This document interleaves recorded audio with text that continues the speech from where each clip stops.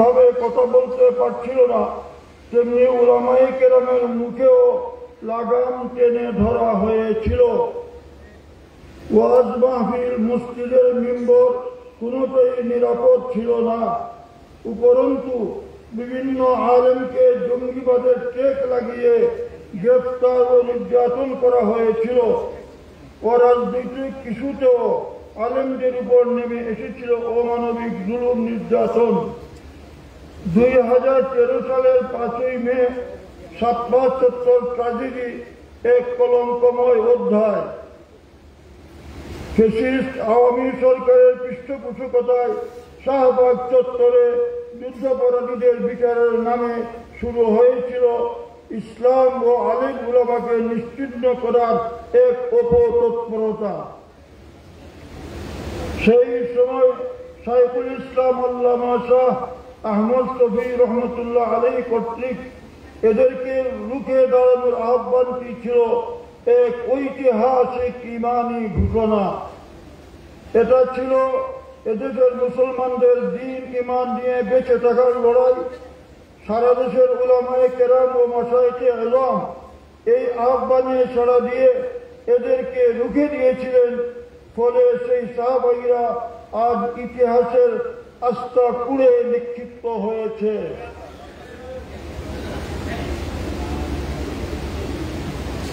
সারা দেশের উলামায়ে কেরাম মামলা মুকদ্দমা জেল জুলুমের শিকার হলেও আল্লাহর মেহেরবানিতে তারা আজ মাথা উঁচু করে দাঁড়িয়ে আছেন। এরপর 21 সালের মোদী বিরোধী আন্দোলনে জমিয়তে উলামা ইসলাম সহ সমমনা ইসলামী দল সমূহের শীর্ষ নেতৃবৃন্দকে দীর্ঘদিন কারা প্রকোষ্ঠে নির্যাতনের শিকার হতে হয়।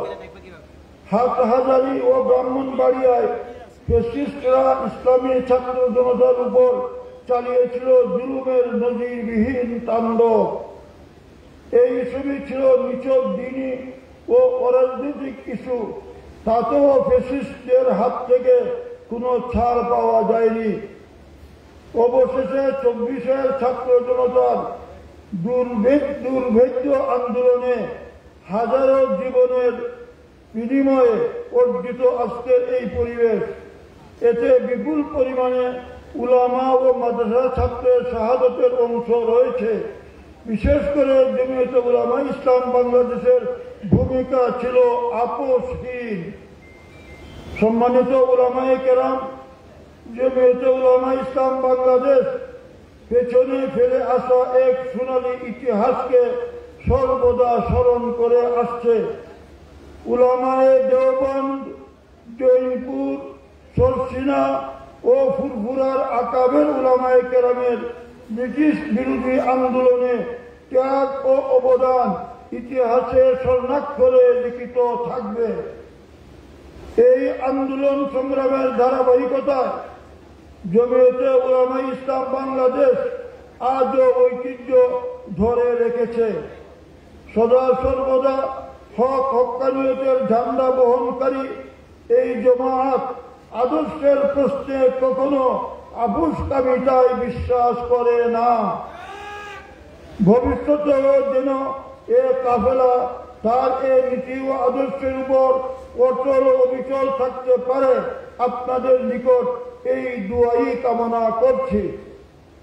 সমবেত জাতির রাহবর উলামায়ে কেরাম 5ই আগস্ট 2024-এর গণ অভ্যুত্থান পরবর্তী 1 বছরেরও অধিক সময় ধরে অন্যান্য ইসলামী রাজনৈতিক দলসমূহের মতো জমিয়তে উলামা ইসলাম বাংলাদেশও যথা নিয়মে সাধ্যমতো দ্বীনি ও রাজনৈতিক কর্মকাণ্ড চালিয়ে আসছে।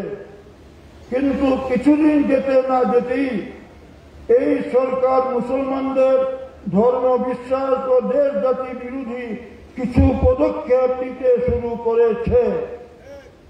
তৃতীয় লিঙ্গ, ট্রান্সজেন্ডার ও সমকামিতার স্বীকৃতির পথ উন্মুক্তকরণ এবং নারী অধিকারের নামে শরীয়তের উত্তরাধিকার আইন পরিবর্তনের এজেন্ডা হাতে নেয়।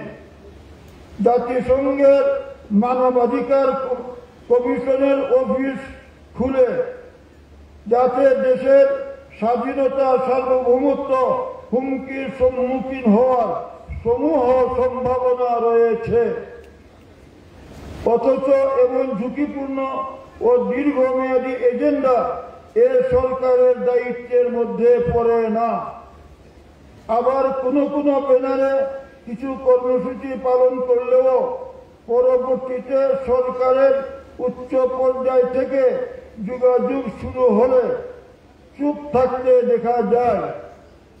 জমিয়ত এসব বৈঠক দায়িত্বহীনভাবে বয়কট করে এবং ঢাকা সহ সারা দেশে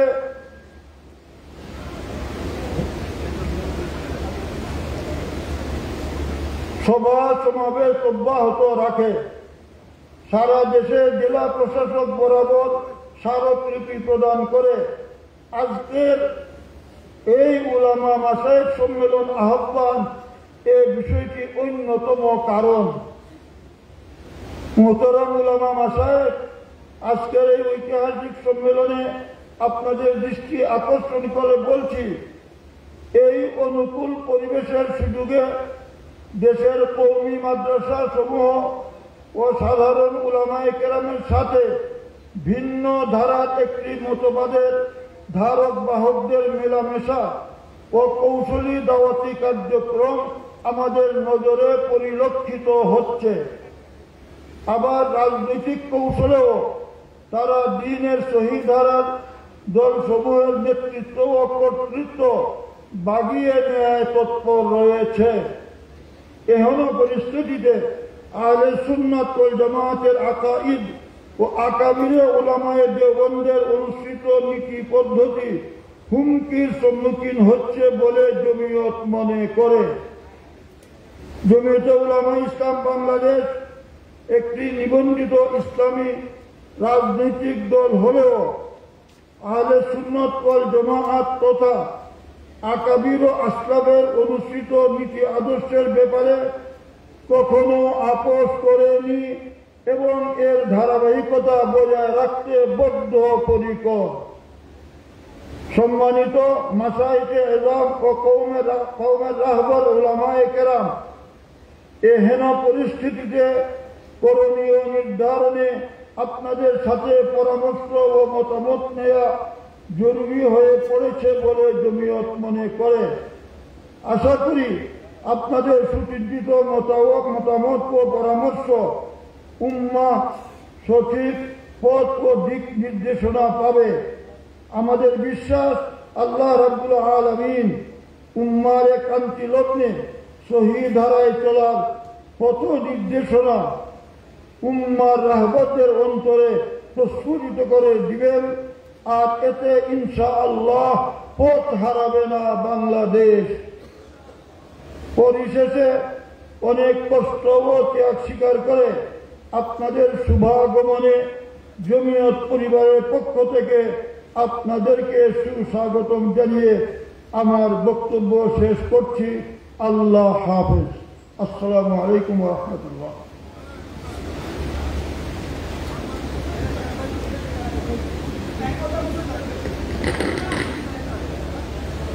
আজকের এই সম্মেলনের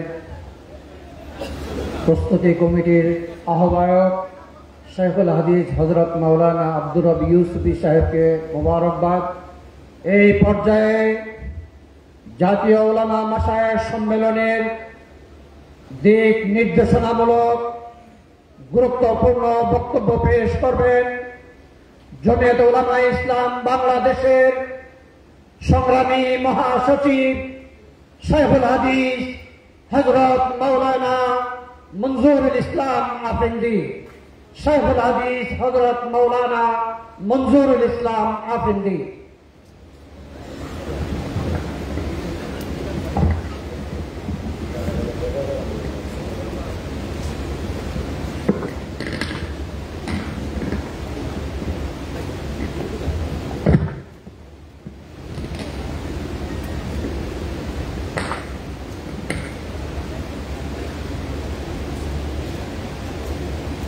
الحمد لله وكفى وسلام على عباده الذين اصطفى لا سيما على خير الورى وخاتم الأنبياء وعلى آله وأصحابه نجوم الهدى أما بعد فأعوذ بالله من الشيطان الرجيم بسم الله الرحمن الرحيم ولا يحيق المكر السيء إلا بأهله آمنت بالله صدق الله مولانا العظيم